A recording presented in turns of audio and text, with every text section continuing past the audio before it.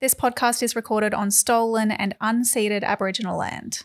We acknowledge the First Nations and elders of this country, and we join their calls for justice. Merry Christmas, everyone!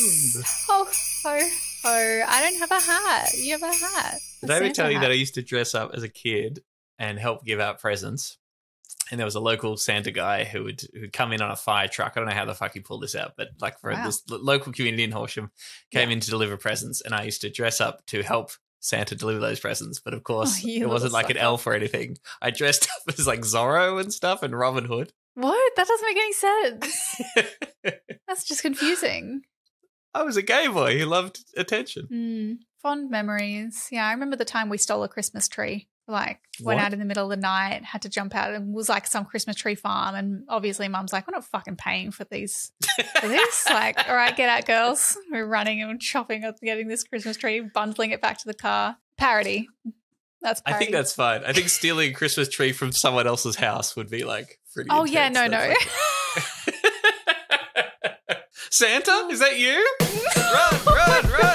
The Green left are trying to steal Christmas. Yes, it's very much a Christmas story. Don't turn our Christmas into a Green left political campaign. Frankly, I've always found the Greens to be a real serious danger to Australia. Serious danger to Australia. Well, Merry Christmas, everybody. Or if you don't celebrate it, that's fine. Happy holidays. Happy day off. Hope you had a great Kwanzaa and Hanukkah and Thanksgiving and all those things. If you don't get a break as well, thanks for fucking working through Christmas and dealing with people being particularly punishing at this time of year, particularly if you work in something like retail. Fucking heroes. Good on you. Yeah. This is Serious Danger, podcast about green politics in Australia. I'm Tom Ballard. I'm Emerald Moon. This is not an official Greens Party podcast. It's made possible with the help of the Green Institute and our producer, Michael the Griffin. We're recording this ages ago, but we still wish you a happy Christmas or whatever. We're still getting in the spirit. Special app, we're going to have a big old chat here. We're diving back into Greens history to discuss what actually happened a few years ago with that little thing called the Stop Adani Convoy. What had happened? What happened? What really happened in Queensland? And what we can learn from it. Please give us the Christmas gift of spreading the word about our show. We love doing the show. We have amazing patrons. Thank you so much for supporting the show, chipping in some money. Thank you to people who have given us a 5-star review on Apple Podcasts. You can follow us on social media too, Serious Danger AU, on Twitter if it still exists by the time. Well, yeah, when we're recording this, we don't know. We probably won't be on Mastodon yet. Just Instagram, YouTube, and TikTok. Yes, those ones. You can go to seriousdangerpod.com. You can email us anytime, hello@seriousdangerpod.com. We love to hear from you. Send us your Christmas stories.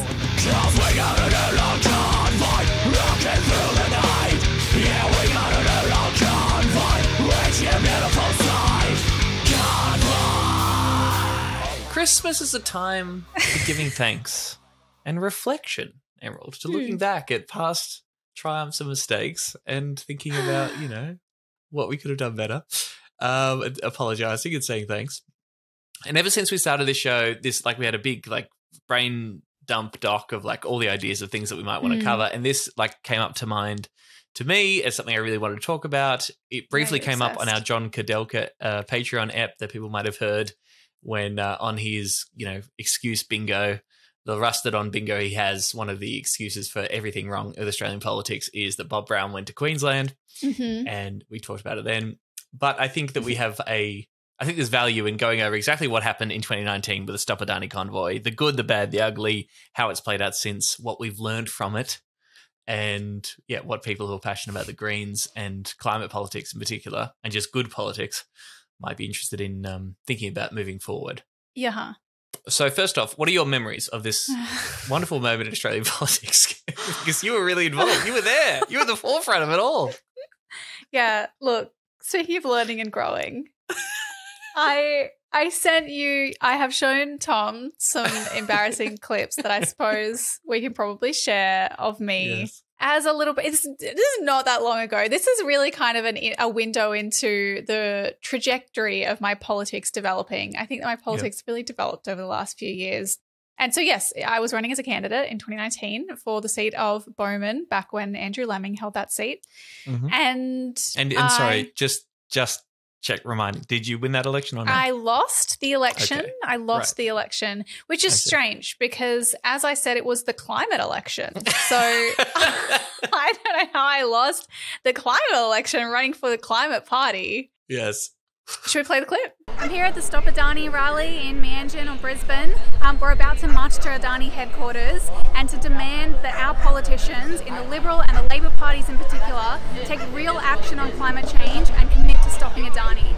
This is the climate election. This is the election where we send the Labor and Liberal parties a message that what they're giving us is not good enough. No amount of renewables or electric cars will mean shit if we let this Adani coal mine go ahead and if we keep burning coal. Well said.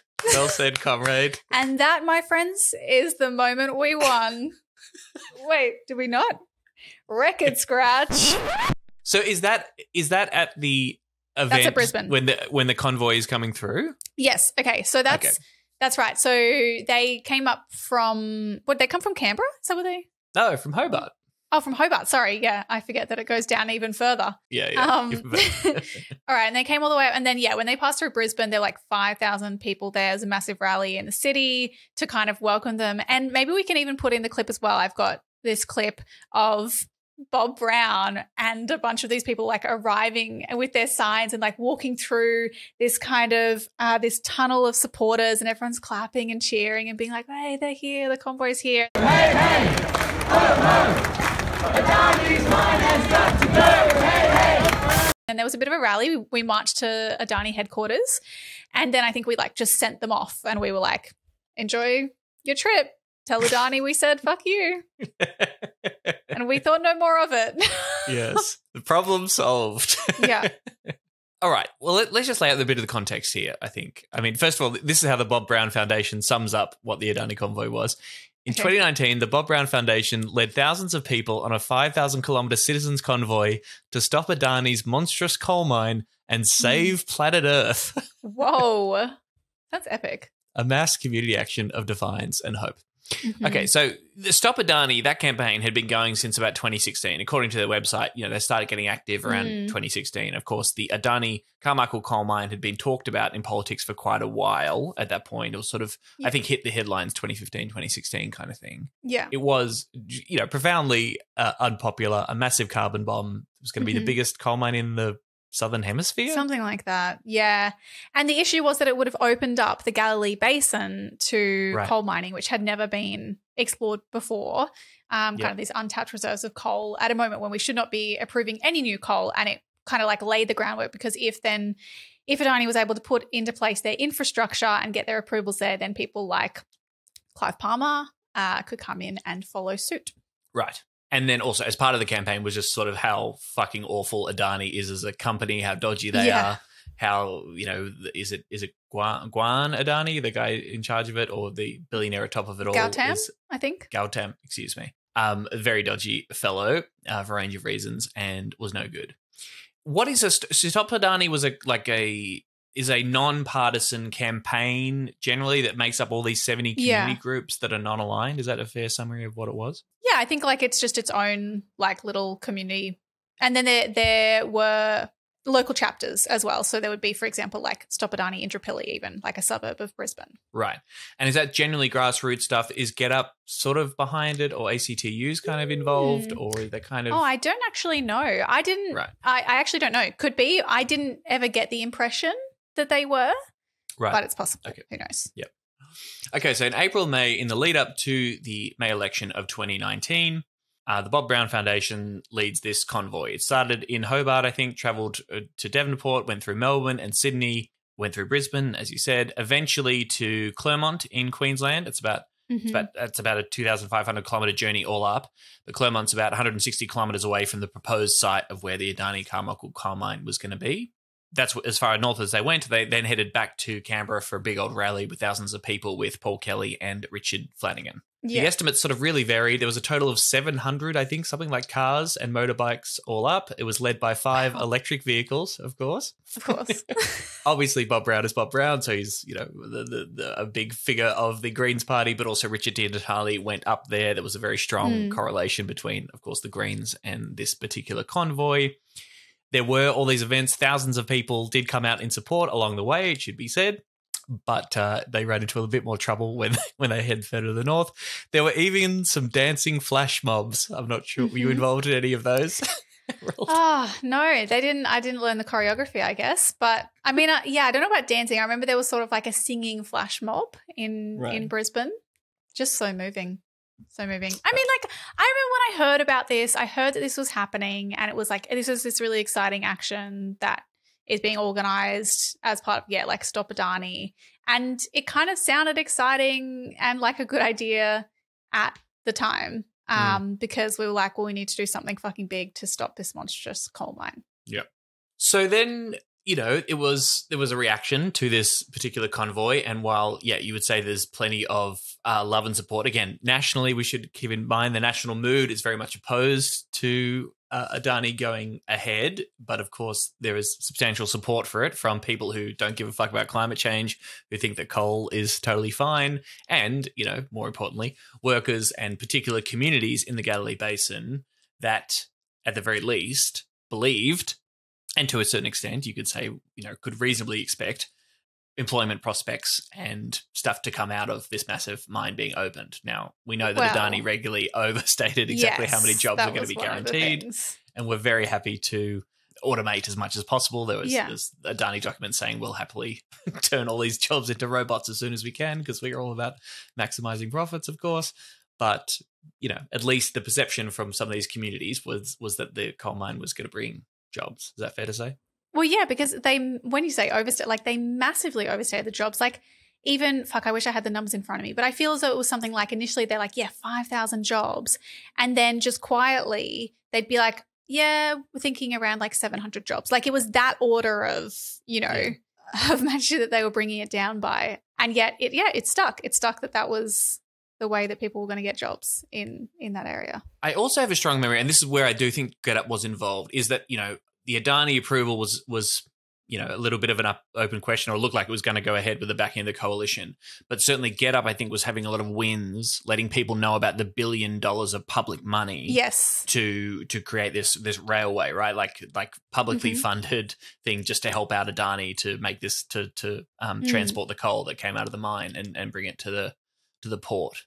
That's a big thing too, wasn't it? And I think actually from a Queensland perspective, I vaguely remember, God, was that leading up to 2017 or 2019? But effectively that the Stop Adani campaign had forced Labor into committing to scrap that public funding for Adani. And so they went from kind of on the fence about that to being like, look, no public money for Adani, but we're still on the fence about whether it goes ahead, if it stacks up environmentally and socially, blah, blah, blah. Cool.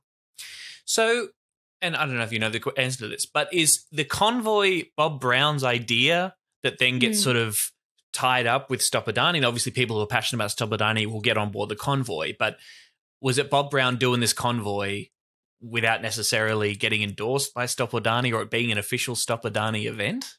It was a Bob Brown Foundation event for some reason, but I got the impression that it was like to help Stop Adani or, as part of Stop Adani. Right, as part of the campaign. Okay.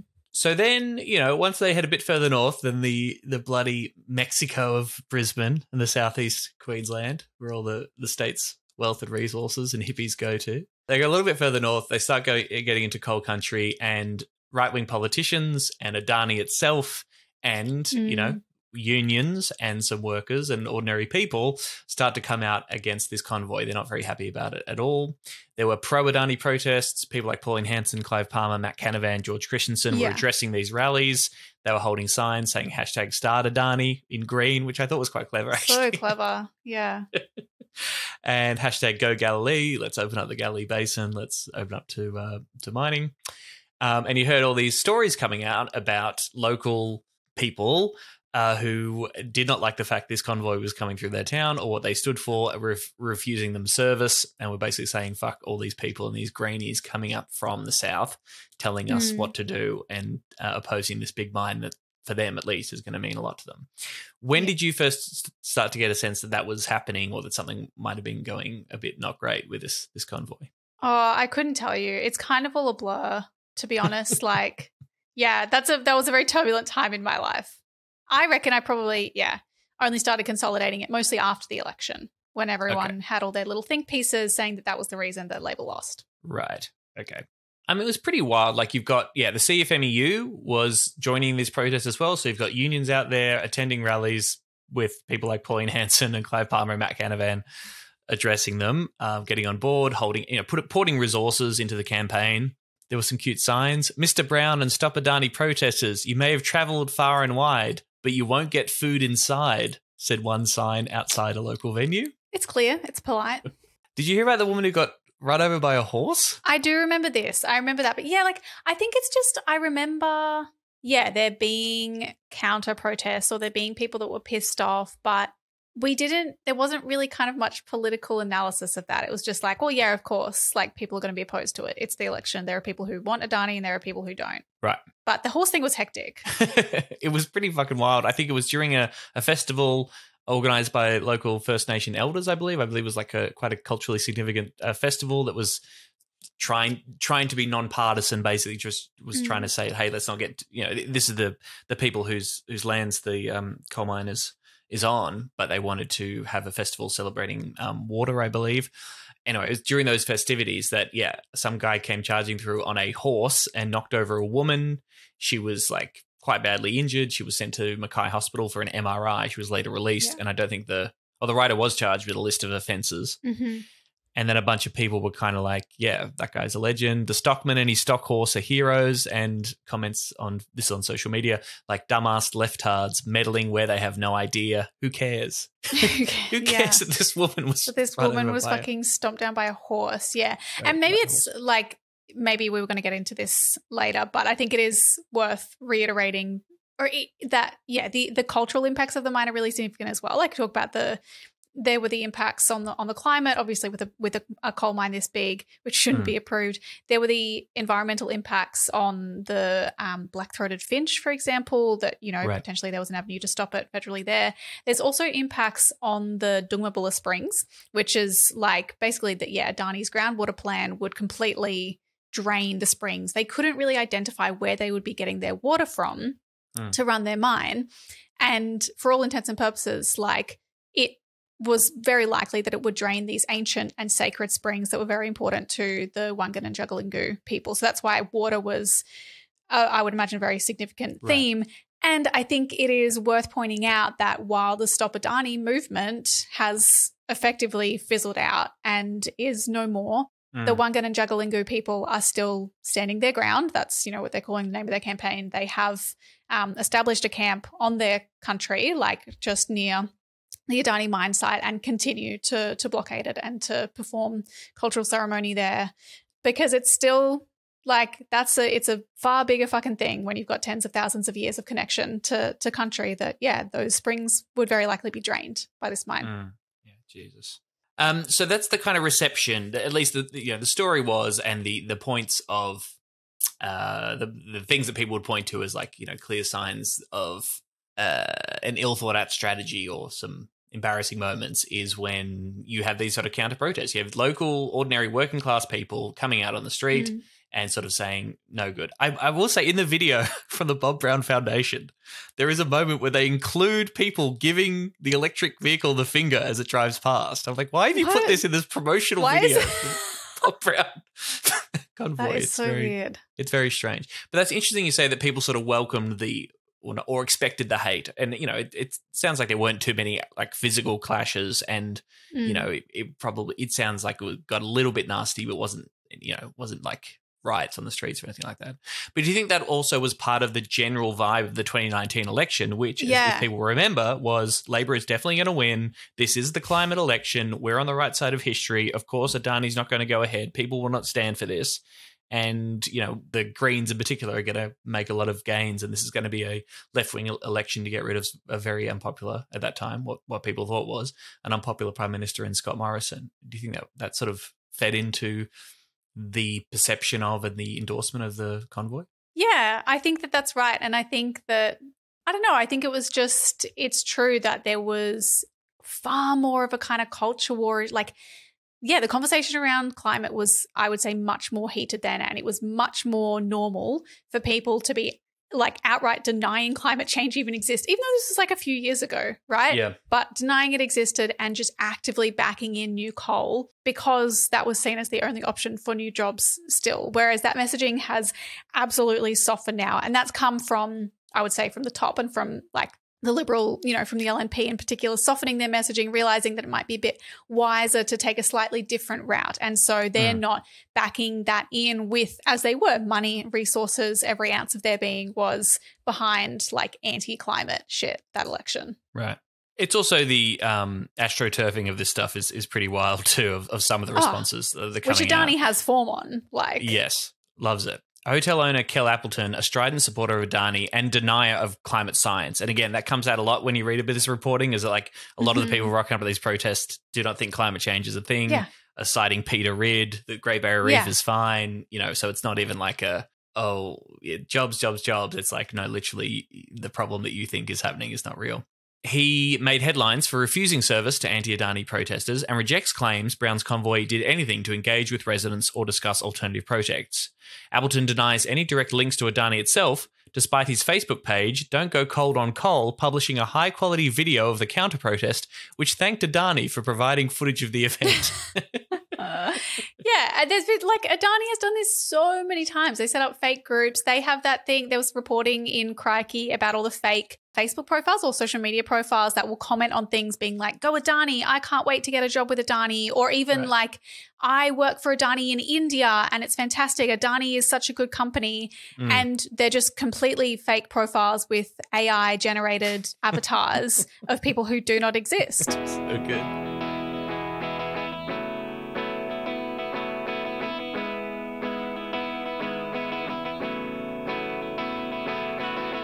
Okay, so that happens. So Bob Brown goes up there. There's a little bit of hoo-ha. Some people hate him. Some other people are supporting the convoy. Yeah. They go back to Canberra. They have a nice concert with Paul Kelly. We all like Paul Kelly. He's great. And then, hey, what do you know? Election happens, and it's the miracle. Scott Morrison is returned. Labor loses. Everybody cries. We all cry. The mine was approved days before Election Day. I didn't fucking realize. I remember that the actual like approval came through. Well, is that right? But that wasn't, maybe that was one approval, but not the final one. Okay, right. Yeah, because the final approval came from the Queensland government. Yeah, like in the following weeks, it was like a week or two after the election. They were like, we're fast tracking the approval of the water management plan, which was the final approval that they needed. And they like rushed it through and were like, yep, off you go, despite all that evidence about the springs. And yeah. So also at that point, did you have the Queensland state Labor government somewhat equivocating on Adani, or at least because the CFMEU union folks who are out there too were also like campaigning against the Queensland Labor government or the federal Labor government because they were equivocating on the Adani question and saying, please back coal. And Capricornia, the seat where the Adani coal mine exists, the Labor candidate there was a former coal miner who was 100% backing Adani as well and was calling on the Labor government to do that. So that was playing into it too. I think they were more on the fence federally. Like I think Queensland Labor was just being a little bit quiet. Right. They probably leaned more towards supporting it as well, just because classic Queensland Labor. And then, but they were kind of hedging their bets. And then after the election, as we know, they took that as a sign that people want coal. And they were like, okay, great, we'll give it to you, anything you want. And they approved it. Okay, so what can we say that the Stop Adani convoy did or didn't do?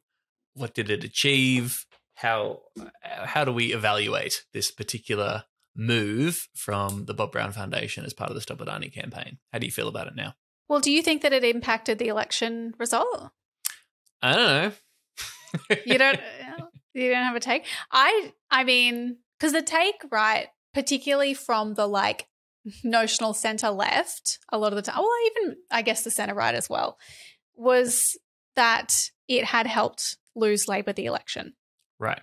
Well, it's interesting because in reading about this from the review of the election, so Labor's own review, and there could be more to this. This is just one grab that I found from it. But Labor's review of the election, in which it won only 6 of Queensland's 30 seats, noted Brown's caravan had the effect of highlighting Labor's ambiguous position on the Adani proposal and enabled the coalition repeatedly to reaffirm its unequivocal support for the mine. Okay. I also have I've got a little quote here from Inside the Greens by Paddy Manning on this. Do you mind if I read this? I don't mind. You'll love this first sentence. More than anything else, however, 2019 was billed as a climate election. Yes, it was. That's what you said. The Greens renewed their call to phase out coal exports and made the Adani's Carmichael coal mine the centrepiece of their messaging on climate and a clear point of difference between themselves and Labor. During the campaign, a Stop Adani Convoy organised by the Bob Brown Foundation left Hobart to drive all the way up the east coast of Australia to Queensland and then inland to the town of Clermont, which is near the coal mine. To address climate change, you've got to have a plan to address coal, Richard Di Natale said, and that's why I'm joining the Adani Convoy in a few days' time. The debate about the Stop Adani Convoy and the coalition's scramble to finalise outstanding approvals before going into caretaker mode would have a decisive impact on the election, alienating regional Queensland voters, with the Murdoch press beating the story up every step of the way. Inside Labor, the Stop Adani Convoy was seen as a political stunt to boost the Greens' vote. Felicity Wade, a former campaigner for the Wilderness Society and the Labor Environmental Action Network, old Lean, says the Greens perpetuate conflict over the environment for electoral gain and draws a parallel between the convoy and the 2012 Tasmania Forest Agreement. I don't know much about that. Brown and Milne tried to kill the TFA with all their might, says Wade. Part of it is perfect over the good. Ding, ding, ding. But why is perfect over the good so important to them? Because Labor being crap and failing is essential to them keeping up their vote.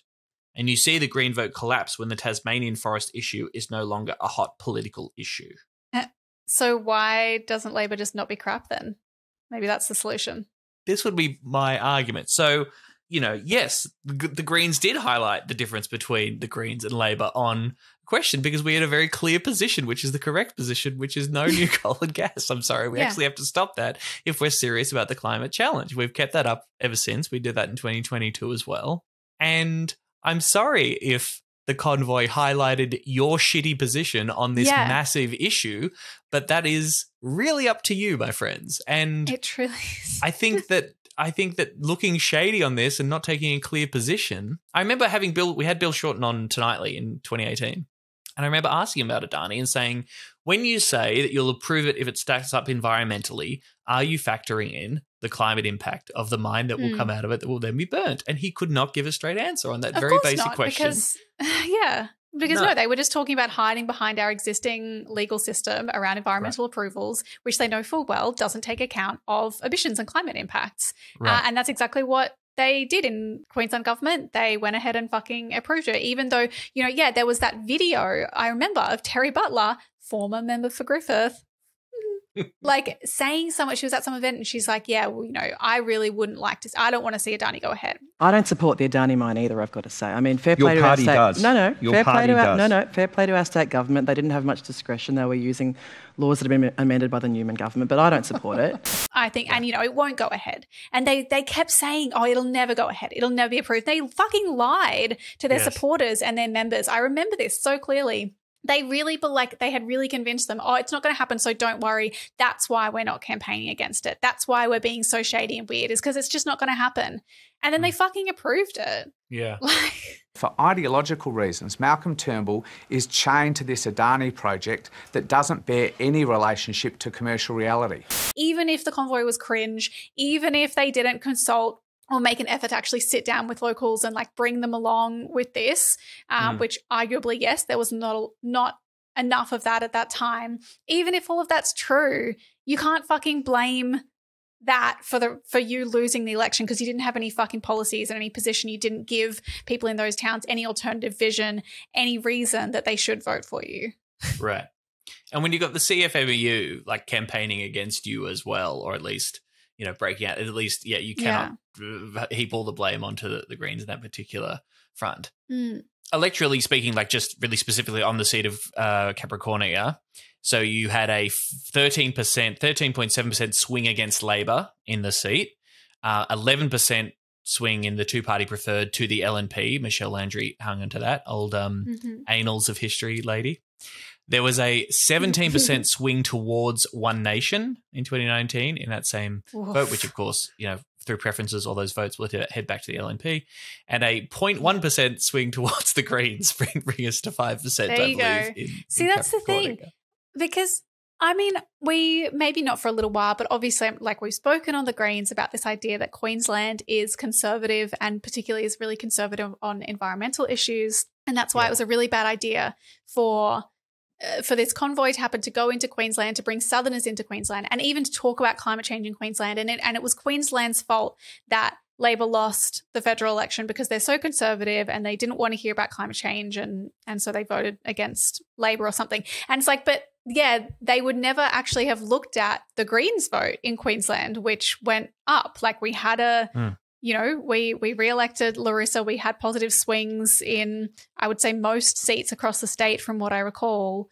And it's like, yeah, and the fact that we did literally in Capricornia have a positive swing indicates that, no, it wasn't the activities of the Greens and it wasn't talking about climate change that turned people off. Yeah. And plus, Queensland is the only state that's ever elected a communist to federal parliament, and we are not a regressive state. And, you know, do we need to do that again? Bring out the like that illustration from that Sam Wallman illustration, Queensland, the conservative state, a self-reinforcing property. We've got that in the Queensland Green State Office because it's just bullshit. Conservation campaigner Bob Brown has dismissed suggestions his Stop Adani Convoy to Clermont in central Queensland cost Labor seats in the recent federal election. If only the Bob Brown Foundation was so powerful that it could determine governments, Mr Brown said in Brisbane on Monday. If only. That's hogwash. However, I did note a 3% swing to the Greens, which saved Larissa Waters' seat in this state, so I will take some credit for the convoy doing that. I was just about to say, however, when he said this, I was like, shut the fuck up, Mr. Brown. How fucking dare you? When we had like volunteers, members, supporters in Queensland working their fucking asses off to get Larissa reelected. Not like, no, you did not do that. Do not fucking don't take any credit for that. That pissed me off. This is the left-wing version of Trump saying, I shouldn't get any blame if we lose and I should get all the credit if we win. Yeah. That's pretty amazing. Like, we didn't affect the election, except that we did re-elect the senator. Yeah, the one win that the Greens had, we did that. Yeah. No. What is your take on Bob Brown? I think we've like alluded to it on the show. We never actually like talked about it explicitly. I'd still like to talk to him on the show. That's my personal opinion. Maybe you don't agree. I don't know. But like, what's your general vibe on Mr. Brown? Dr. Brown. I reckon, I've just been stewing on that quote for all these years, and that's why I'll be hesitant. It's just like, he's just he's a deep green. But like that history of, you know, bold, radical action, like it's pretty sick that he still is out there fucking getting arrested for the cause. Yep. But I don't think that, I don't even know what his economic policies are, but I don't think that his politics beyond the environment are very good, as I understand it.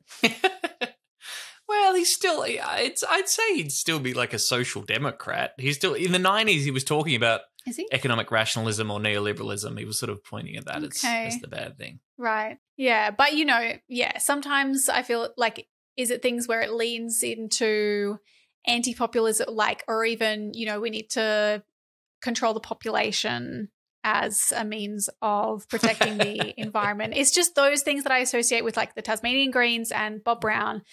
That, they'll say that that's a necessary thing rather than, you know, dismantling the system that unequally distributes resources Right, yes. And he never got on well with Larry Annan, did he? And was quite antagonistic towards a more class politics within the Greens, that's for sure. Anyway, that's a conversation for another time. Can I have a show of hands for people who are going to vote for candidates who oppose the Adani mine? Oh, what a positive outcome. Thanks, ladies and gentlemen. Thank you, Dave.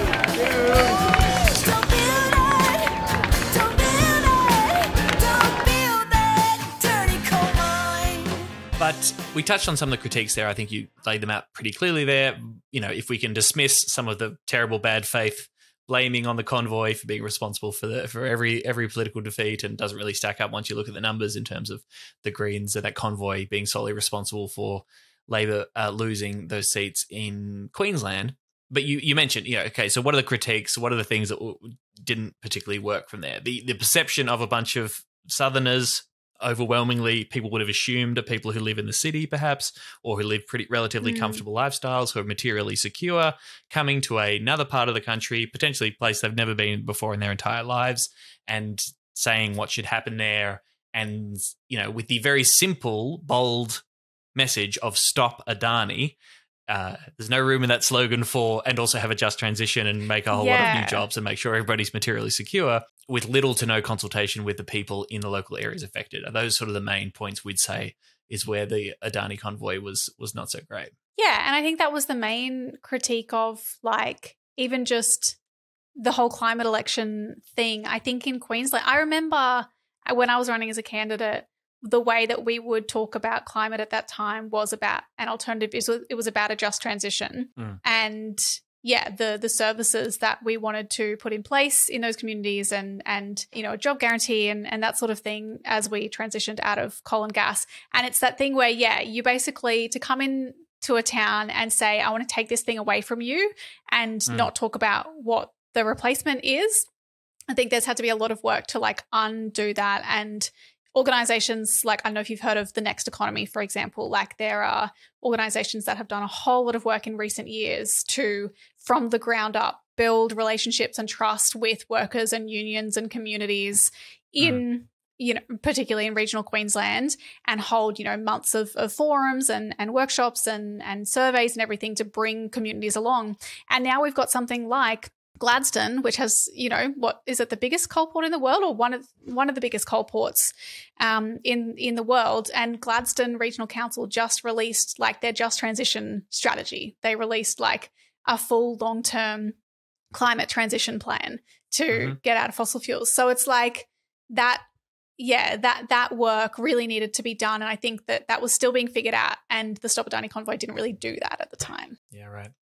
I will say, reading over this, and I think what you've said, it's all entirely accurate and totally fair enough, and politics isn't fair or whatever, but I did have moments where I was like, what I do think gets lost in these conversations is the fact that climate change does affect everyone. The climate crisis does affect everyone. So to the point in which you can say, oh, people from over there shouldn't come over here and tell us what happens here. You know, the thing missing from that argument is the fact that what's happening here in these coal-mining country is cooking the planet, which is the same planet that we all live on, right? And I know that's very hippie Greens vibe, but I do have a level of sympathy for some people who, you know, might have joined that convoy and who I think regularly think about this situation, this fucking shit show of a situation, this existential crisis that we're facing in, but that fundamentally illustrates how connected we are and how we have a responsibility to each other and how our actions affect each other. Because yes, in these remote communities, the particular industry that has risen up in those particular places because of the natural resources there does actually affect everybody else. So, you know, people in the city should care about, you know, what happens in regional Queensland when that industry is cooking the planet that we all live on and that we have kids on and that we want a good future for. You know what I mean? True. But at the same time, I think that the message, whether it was intended or not, what came across was that they were coming up to the people, who were at fault for this, right?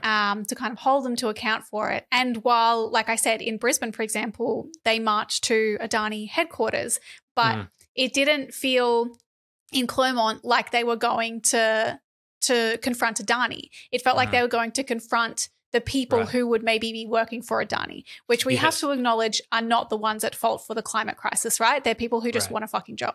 Yeah.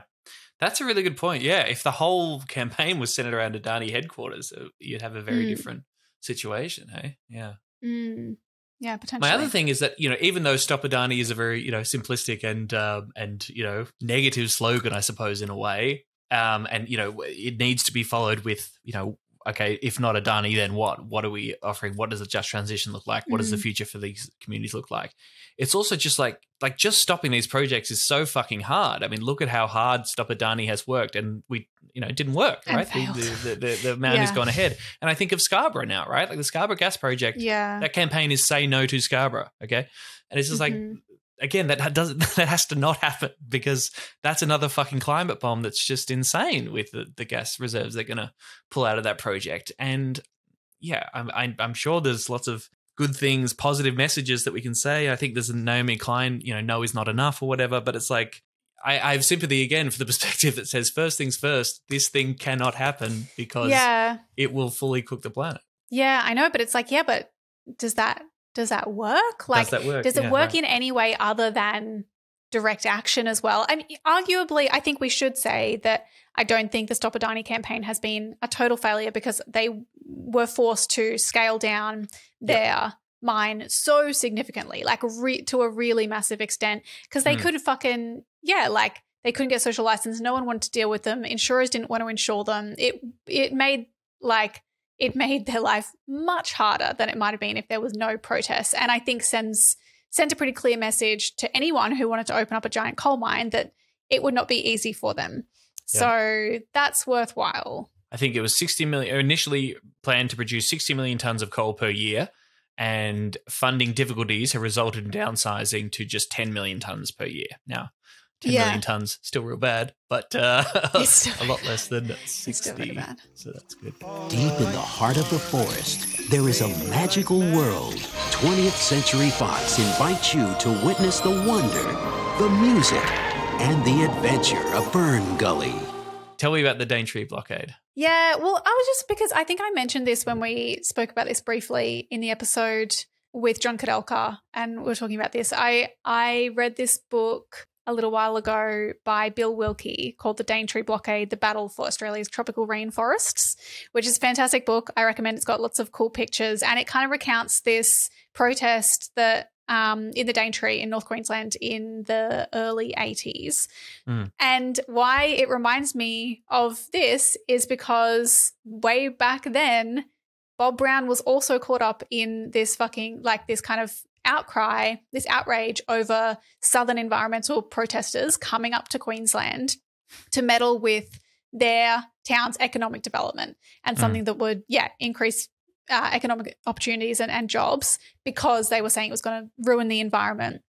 And there are certainly lots of parallels. There are some differences. The Daintree blockade, it was basically around the construction of this. Have you heard about it? No. Do you know what I mean when I say Daintree blockade? No. So this comes right after the Franklin Dam stuff. And so Bob Brown was, he had been busy. And that was a massive thing where they were actually able to by blockading, the Franklin blockade, and they fucking won. And so this was around the construction of a road through the Daintree rainforest, including recently declared Cape Tribulation National Park.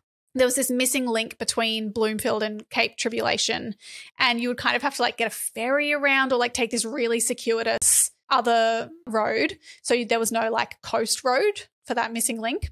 And people in the local area had been saying that they wanted to build this road for ages. I think in the 60s even, a group of locals, including farmers and stuff, had got together and they're like, fuck it, government won't build it, we're going to fucking build this road ourselves.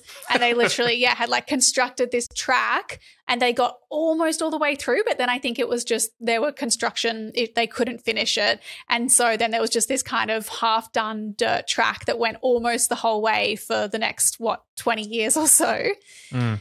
And then eventually they get together and, the council decides, okay, we're gonna build the road finally. And locals came together and organised to stop it.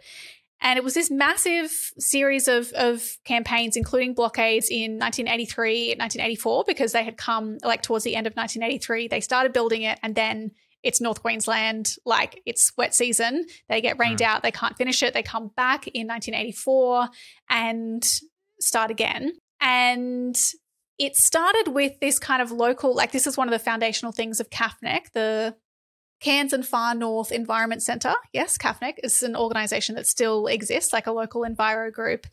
But it was led by local people, right? It was people who lived there. It was people who lived along where the road was going to go.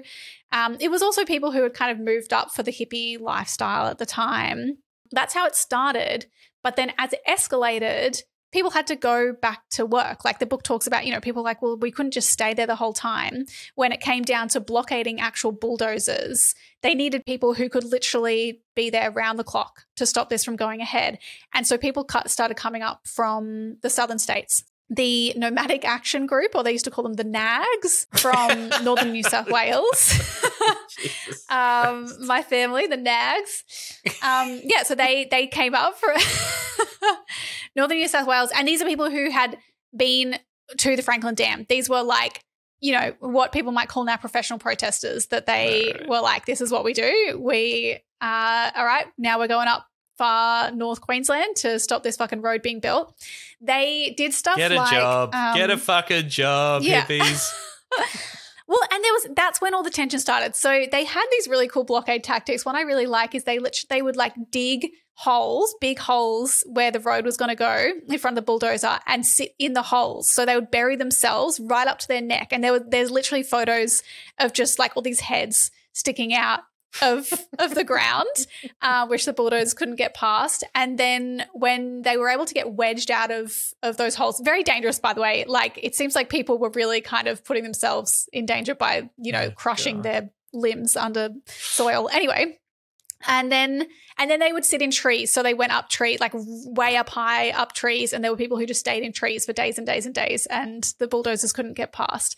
And a lot of these were those nags, but they were very, you know, there were people who were just coming up to kind of like have a good time, and who were, you know, they didn't have the appearance that maybe Kaffneck or the locals wanted to present to the media, because by now it's getting media attention. And it caused all this conflict because the locals were like, you're making us look bad, and no one likes these people who don't even fucking live here coming up to tell locals that they can't have a road, so they can't get through where they want to go. That is that's not constructive, and you're not going to win this way. That's kind of Okay, right. And Bob Brown was part of that as well, or like Bob Brown was part. So what he says, when I read an article where Bob Brown is then interviewed about this, and I don't remember it being told this way in the book, but he's like, yeah, I'd finished the Franklin Dam blockade and I was like tired and I want a little break, so I thought I'd go up to North Queensland. That sounds good. And then he's hanging around and people keep talking to him about this Daintree rainforest and the road that's going to be built, and he's like, oh fine, I'll head over and have a look. And so then he gets involved with it like that. Yeah, right. It's so interesting, right? Because it's like, you know, I don't know, if you get some level of notoriety, or you have some level of people know who you are, then you have a platform, then you got to use that voice, but then you also just don't want to be the professional protester, or the person who's like flown in or buses in and seem to be capitalizing off you know, some kind of protest or what have you. Yeah, I mean, people from the areas affected, local grassroots stuff is always a better winner, right? I just keep thinking, the convoy would be so much different, right, if it was people from those communities who wanted to stop Adani, and everyone meeting at Adani headquarters in Brisbane, right, like driving down and you know, driving up or driving from across the country, wherever you like, to all congregate at the centre of capital and power, which is Adani headquarters, and telling them to stop it. That would be a very different situation, hey? Yeah, and I think that like, even though, so ultimately, I mean, spoiler alert, they built the road. Oh, shit. There's this cool recounting of like when the road opened and all these cars show up to drive it for the first time in like this ceremonial thing. And as they're opening it, like clouds close in overhead, this massive fucking thunderstorm, and it washes out the road, and people like getting bogged on this road. Like it's just a fucking disaster. But the road opened. But they were able, like this was absolutely instrumental in getting that area listed under like World Heritage listed. So the Wet Tropics Rainforests and the Wet Tropics Plan, that came out of this campaign by Kaffneck. So while all this was happening, like there was a blockade, but there was also Kaffneck and people who were like mapping the area of the Daintree and being like, this whole area is really significant, where, you know, the coast meets this rainforest, it's and we should protect it, and you know, campaign to buy it as national park or whatever. And so like the media attention that was garnered by spicy protests, like burying yourself in a fucking hole or sitting in a tree or whatever these people were doing, that was what got media crew there, who then started looking at this area and being like, damn, this is a pretty beautiful rainforest, like maybe we should protect this. So in a way, like point. Yeah. Again, you could argue Stop Adani Convoy got a whole lot of media attention about climate and climate as an issue. And I don't know, I think some people would maybe argue that it went the other way and people were like, oh, these guys are fuckwits, climate is not a good issue. But I don't know, like in the general trend of things, it seems to be part of a movement towards a general acceptance that we need to do something about fucking climate. Yeah, look, and my default is just anyone who's doing this shit is doing great stuff, even if it's a bit messy or sometimes a little bit cringe or whatever. It's like, fucking hell, man. Putting yourself in the line when you could be doing anything else, I think is very... And also when I hear people say like, oh, I used to care about climate change and then I saw an annoying person do a dumb protest. I'm like, okay, Bullshit. How committed were you to this cause exactly? No. That's enough to discourage you from doing stuff. Now, having said that, and I know we've talked a lot about like Extinction Rebellion and Blockade Australia on the show and, you know, the politics around these different kinds of protests, but we didn't touch on it on the show, you know, those protests recently with putting soup on famous works of art. And one particularly bad one, which was Extinction Rebellion pouring out milk in supermarkets, like just like pouring them directly onto the ground and filming themselves. And I think there was some good critiques of that saying this is a environmental politics without a class awareness, right? Like, who the fuck do you think is going to have to clean all that shit up on the floor of the supermarket? Those people are not your enemy. They're just being pissed off in their shitty job because of your little environmental protest. That's bad stuff. Well, I mean, again, though, like, arguably it's the same thing about, well, should the Stop Adani Convoy have just gone straight to Adani? Should they be going to if they were, what were they protesting against, like agricultural emissions or something? Is that we should stop drinking milk, farming cows, I assume? Well, like, I don't know, go to the government, go to the corporations who are doing massive fucking factory farming, because I think that's one of the admirable things about the Daintree blockade and blockades like that and direct action that I support is you're in front of the bulldozer and like, the bulldozer operator, sure, it's not their fault necessarily, but they're not going to not get paid just because you're standing in front of the bulldozer, but you are going to inconvenience the council that's trying to build this because they're the decision maker. And man, there are stories of like those kind of workers being convinced, right? Like there's someone whose job it was to bulldoze shit, actually having their mind change and like joining the protest essentially and saying, look, I'm not going to do this because I've talked to these people, I've seen how committed they are. And that's a level of class solidarity in the cause of the That's true. That's also pretty exciting. Yeah.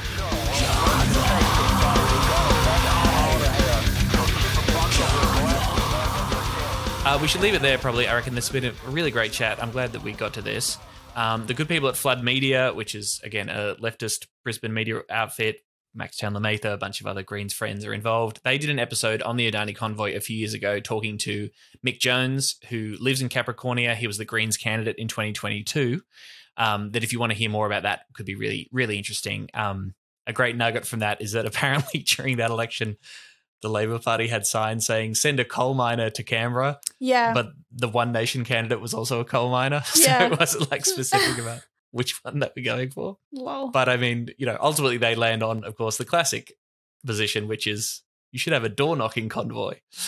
You should talk to people face to face and, talk around these issues about climate and the jobs in the future. That would have been perhaps a more politically effective response. But yeah, we'll put the link through to that episode in the show notes if you want to hear more. Yeah. And I mean, yes, if people so there's no sort of Stop Adani campaign anymore necessarily? It's kind of reformed. As I understand it, Stop Adani they've got together and they'd be like, oh, what do we do next? And I think that's now Beyond Coal is what they've kind of rebranded as, and they are doing things like forums in a bunch of cities. I think I saw recently. I don't know if that's still happening, but yeah, kind of talking about where we go next and focusing on like financial campaigning, which Stop Adani did a lot of, and maybe also focusing on gas. But yeah, I think Beyond Coal is what they are now. But I reckon in terms of like a call to action, I would say, like I said, like Wangan and Jugalingu traditional owners are still performing ceremony on their land up where the Adani mine is. And they have been there for a really long time. That we can put the link, the Standing Our Ground link in the show notes, and you can donate. They also, I think they have like shirts that you can buy, and you can even just follow them on social media and stuff.